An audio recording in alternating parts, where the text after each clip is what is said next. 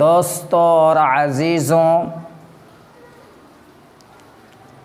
آج کا موضوع ہے ہمارا معبود۔ معبود وہ ہے جس کی عبادت یا بندگی کی جائے۔ ہم سب کا معبود صرف اللہ تعالی ہے۔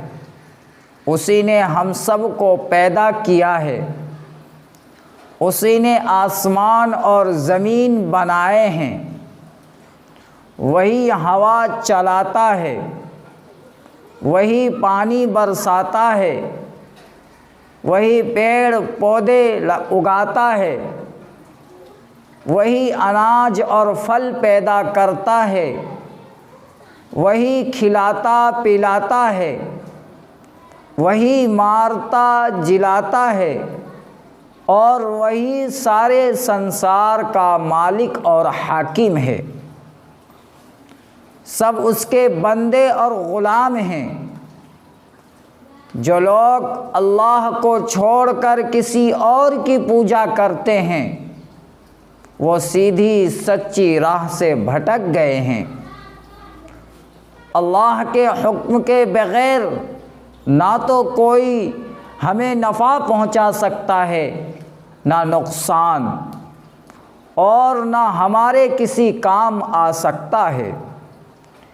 اسی لیے ہم اللہ کے سوا نہ تو کسی اور کو اپنا معبود مانتے ہیں، نہ کسی اور کے سامنے اپنا سر جھکاتے ہیں۔ ہمیں جو کچھ مانگنا ہوتا ہے اپنے اللہ سے مانگتے ہیں۔ ہم خوب جانتے ہیں کہ اللہ کے سوا سب مجبور اور بے بس ہیں۔ جس کے پاس جو کچھ بھی ہے اللہ ہی کا دیا ہوا ہے۔